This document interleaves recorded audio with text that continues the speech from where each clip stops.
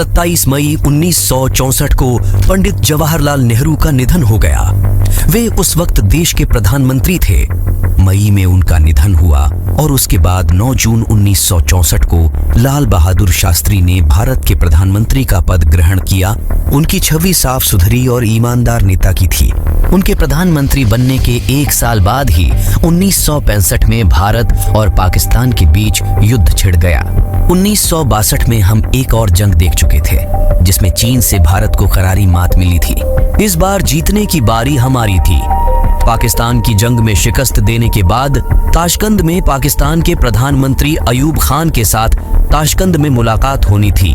वहां दोनों देशों के बीच युद्ध समाप्त करने के समझौते पर हस्ताक्षर किए जाने थे। लेकिन इस समझौते के अगले ही दिन 11 जनवरी 1966 की रात लाल बहादुर शास्त्री जी का निधन हो गया। ये निधन बेहद रहस्यमयी परिस्थितियों में हुआ था।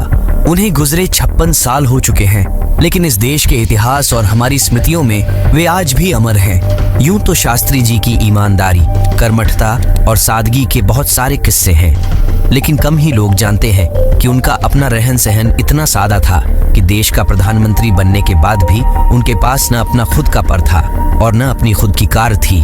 आपको बता दें कि लाल बहादुर शास्त्री प्रधानमंत्री बनने से पहले सरकारी नौकरी पद पर रह चुके थे, और ऐसा भी नहीं कि सरकारी पद पर रहते हुए उन्हें सैलरी नहीं मिलती थी, लेकिन उनकी आय का एक बड़ा हिस्सा सामाजिक कार्यों पर ही खर्च हो जाता था।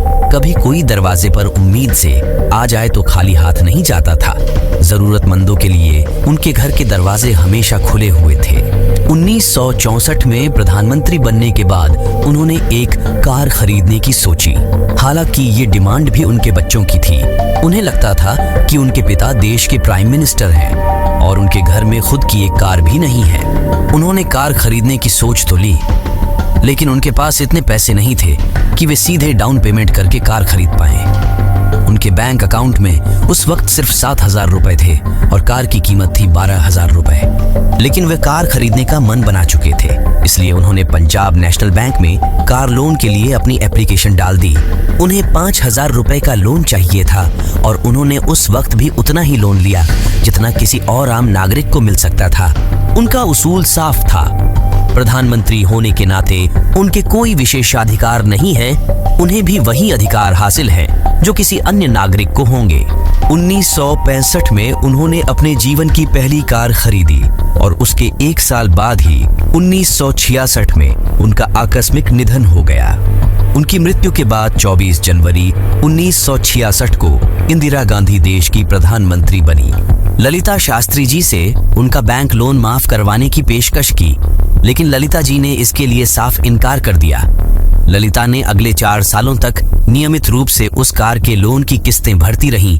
लाल बहादुर शास्त्री की वह ऐतिहासिक कार आज भी दिल्ली के लाल बहादुर शास्त्री मेमोरियल में उनके ईमानदारी और नेकी की यादगार मिसाल की तरह रखी हुई है। देश के ऐसे प्रधानमंत्री के बारे में आपका क्या कहना है? कमेंट बॉक्स में जरूर बताइए। मिलते हैं अगली वीडियो में। धन्यवाद।